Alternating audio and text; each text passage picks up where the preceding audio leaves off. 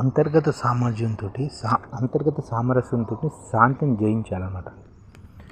ధ్యానము, ప్రార్థన ద్వారా మన అంతర్గత కల్లోలాన్ని అణచివేయడాన్ని వ్యక్తులు నేర్చుకున్నప్పుడు అణచివేయాలి. తక్కువ ప్రతిస్పందనతో మరింత కరుణతో ఇతరులను అర్థం చేసుకునే సామర్థ్యం మనం అంతర్గత ధ్యానము, ప్రార్థన ద్వారా అలవరుచుకున్నమాట. అప్పుడు కుటుంబాలు ప్రశాంతంగా మారుతాయి, సమాజాలు మరింత సహకరించుకుంటాయి, మరింత మానవీయంగా ఉంటాయన్నమాట. ప్రపంచం శాంతి కేవలం దౌత్యపేద విజయం కాదు, అది మానవత్వం తాలూకు అంతర్గత స్థితిని ప్రతిబింబం. ఒక వైద్యుడిగా ప్రజారోగ్యం అంతర్గత శాంతి విడదీయరానివని గట్టిగా నమ్మాలన్నమాట. ప్రశాంతమైన మనసు హృదయ ఆరోగ్యంగా ఉండడానికి దోహదం చేస్తుంది. ఆరోగ్యమైన హృదయాలు ఆరోగ్యమైన సమాజాన్ని నిర్మిస్తాయి. శాంతి అంటే యుద్ధం లేకపోవడం కాదు, మన హృదయాల్లో సామరస్యం ఉండటం. దీన్ని హార్ట్ఫుల్నెస్ ప్రార్థన మనం గుర్తు చేస్తుంది. ధ్యానము ద్వారా, ప్రార్థన ద్వారా అంతర్గత సామర్థ్యాన్ని వ్యక్తులు పెంపొందించుకున్నప్పుడు వారు తమకు తెలియకుండానే నిశ్శబ్దంగా ప్రపంచ శాంతికి రాయబారులు అవుతారు. ప్రతి వ్యక్తిలోనూ మరింత సామర్థ్యమైన ప్రపంచానికి దోహదపడే సామర్థ్యం ఉంటుంది. ప్రపంచ శాంతి మానవ హృదయం శాంతితో ఆరంభమవుతుంది. కొన్నిసార్లు నిశ్శబ్దంతో గుసగుసలాడే సరళమైన ప్రార్థన సైతం ప్రపంచ సామరస్యానికి బీజంగా మారుతుందన్నమాట. ప్రపంచ శాంతి కేవలం భౌతిక పరిమాణం మాత్రమే కాదు, దేశాల మధ్య మనం చూస్తున్న బాహ్య సంఘర్షణలు, వ్యక్తులను అంతర్గత సంఘర్షణ కూడా తరచూ ప్రతిబింబిస్తాయన్నమాట. భయము, అహము, దురాశ, అభద్రత మానవుల మీద ఆధిపత్యం వహించినప్పుడు ఆ భావోద్వేగాలు సామూహిక మానవ ప్రవర్తనలో కొన్నిసార్లు దేశాల స్థాయిలో కూడా వ్యక్తమవుతాయి. శాశ్వతమైన శాంతి బయట నుంచి కాదు, మానవ హృదయం నుంచి ఉద్భవించాలి. ఇలాంటి సందర్భాలను హార్ట్ఫుల్నెస్ ధ్యానము, ప్రార్థన లాంటి అభ్యాసాలను గాఢమైన లోతు అందిస్తాయి.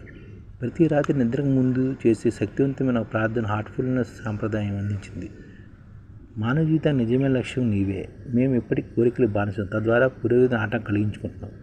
అత్యున్నతమైన దశకు మమ్మల్ని తీసుకువెళ్ళే ఏకైక శక్తి నీదే. ఈ ప్రార్థన కేవలం ఆచారం కాదు, మన పరిమితులను చెప్తున్నమాట. యుద్ధాలు, సంఘర్షణ, ప్రపంచ చర్చలు ఆధిపత్యం వహిస్తున్న ప్రస్తుత కాలంలో ప్రార్థన మరింత ప్రాధాన్యత సంతరించుకుంది. అన్ని హృదయాలు ప్రేమతో, శాంతితో నిండి ఉన్నాయనే భావనతో మనం ధ్యానించినప్పుడు సంఘర్షణగా దారితీసి భయము, ద్వేషం, విభజన లాంటి శక్తి నిశ్శబ్దంగా ఎదుర్కోగలం ఉంటాం. హృదయపూర్వకమైన ప్రతి ప్రార్థన సమిష్టి సామరస్యానికి దోహదకారిగా మారుతుంది. ఈ కోణంలో చూస్తే హార్ట్ఫుల్నెస్ ప్రార్థన కేవలం వ్యక్తిగత ఆధ్యాత్మిక సాధన మాత్రమే కాదు, సున్నితమైన ఆకాంక్ష కూడాను. ప్రపంచ పరివర్తన మానవ హృదయ పరివర్తనతో ప్రారంభమవుతుందని అది మనం గుర్తు చేస్తుంది.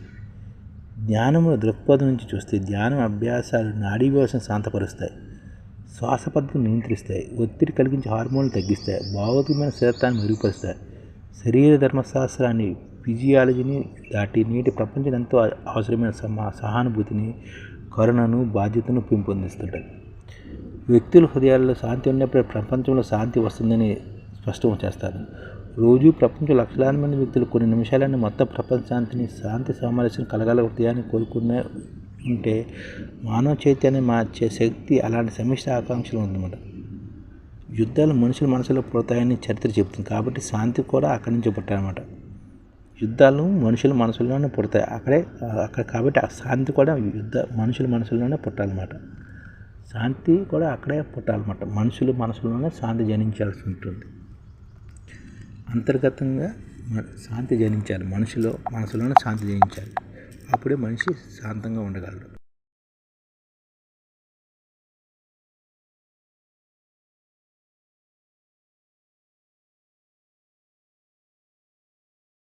ఈ ఛానల్ ముఖ్య ఉద్దేశం ఏంటంటే, మన తెలుగు రాష్ట్రాల్లో 1 కోటి మందికి సంఘటిత రంగాల్లో ఏ విధంగా ఉద్యోగాలు ఇవ్వవచ్చు, కనీస నెల జీతం 30,000 వరకు ఏ విధంగా ఇవ్వవచ్చు, ఏ విధంగా చేస్తే ఉద్యోగాలు సృష్టించబడతాయో వివరిస్తూ ఈ ఛానల్ వీడియోలు వస్తాయి. అలాంటి వీడియోలు మీకు కావాలంటే మన ఐడిఎఫ్ భాస్కర్ ఛానల్ని సబ్స్క్రైబ్ చేసుకోండి. ఐడిఎఫ్ అంటే ఇండియన్ డెవలప్మెంట్ ఫోర్స్. ఈ వీడియోలు చూసిన తర్వాత మీకు నచ్చితే లైక్ చేయండి, మీ ఫ్యామిలీ మెంబర్స్కి షేర్ చేయండి, మరియు మీ ఫ్రెండ్స్కి షేర్ చేయండి. Thank you. నమస్కారం.